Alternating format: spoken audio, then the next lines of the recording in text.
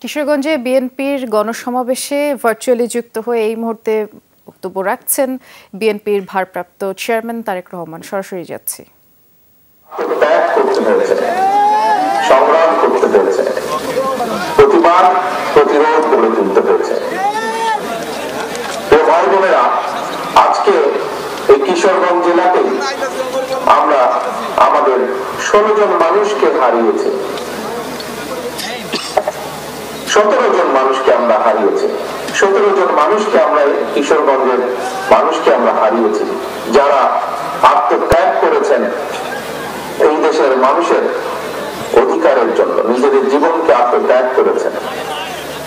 16 জন মানুষ আছেন যারা বিভিন্ন ভাবে ক্ষতিগ্রস্ত হয়েছে, শারীরিক ভাবে, যারা ভয় পাননি, পিছিয়ে যাননি, যারা দেশের মানুষের অধিকারের কথা বলার থেকে।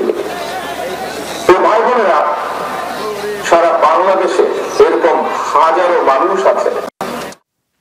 ভাই বোনেরা, সারা বাংলাদেশে এরকম হাজারো মানুষ আছে, হাজারো শহীদ পরিবার আছে, যারা হাজারো শহীদ আছে, যারা আত্মত্যাগ করেছেন বিগত 17 বছরে।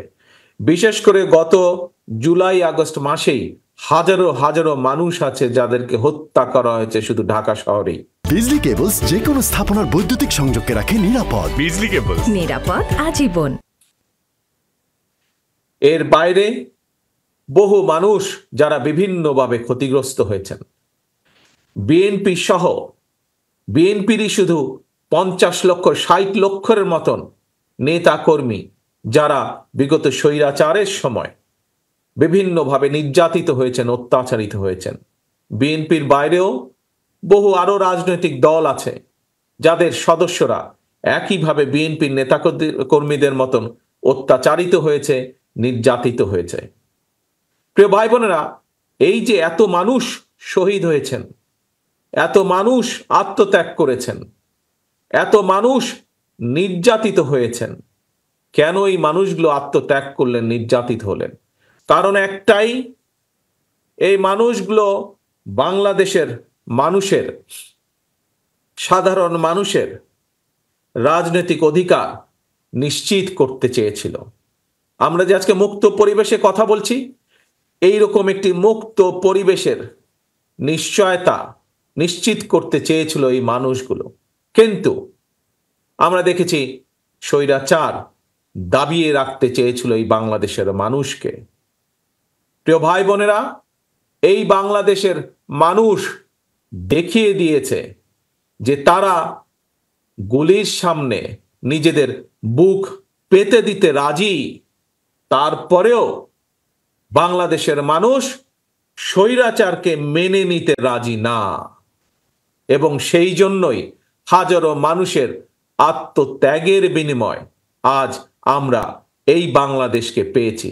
71 সালে যেমন লক্ষ শহীদের আত্মত্যাগের বিনিময় এই দেশ স্বাধীন হয়েছিল, আবারও 2024 সালের আগস্ট মাসে আমরা এই দেশের স্বাধীনতা, সার্বভৌমত্ব এবং মানুষের অধিকার নিশ্চিত করে স্বৈরাচারকে বিদায় করতে সক্ষম হয়েছি জনগণের সংগ্রামের মাধ্যমে, জন অভ্যুত্থানের মাধ্যমে। প্রিয় ভাই বোনেরা, এই যে এই আত্মত্যাগ, এই যে এই বিসর্জন, এটিকে আমাদের ধরে রাখতে হবে, এটির মূল্য আমাদেরকে দিতে হবে। আজকে সমগ্র বাংলাদেশের মানুষ একটি নতুন প্রত্যাশা নিয়ে সামনের দিকে তাকিয়ে আছে, ভবিষ্যতের দিকে তাকিয়ে আছে। অর্থাৎ বাংলাদেশের মানুষ যেই প্রত্যাশা নিয়ে সেই বিগত পতিত স্বৈরাচারের বিরুদ্ধে আন্দোলন করেছিল, সেই প্রত্যাশার প্রতিফলন ঘটাতে হবে। 1971 সালে যেভাবে মুক্তিযোদ্ধারা নিজেদের জীবন বিসর্জন দিয়েছিলেন, এটি সাম্যের বাংলাদেশ তৈরির জন্য, একটি মানবিক বাংলাদেশ তৈরির জন্য, যেই বাংলাদেশে মানুষ মুক্তভাবে কথা বলতে পারবে, যে বাংলাদেশে মানুষ তারা তাদের নিজেদের রাজনৈতিক অধিকার প্রয়োগ করতে পারবে, যে বাংলাদেশে মানুষ অর্থনৈতিকভাবে মুক্তি অর্জন করতে পারবে, সেই বাংলাদেশকে আমাদের গড়ে তুলতে হবে। প্রিয় ভাই বোনেরা, আজ স্বৈরাচারের পতন হয়েছে। স্বৈরাচারের পতন হবার পরেও স্বৈরাচারের কিছু প্রেতাত্মারা কিন্তু এখনো দেশে রয়ে গিয়েছে।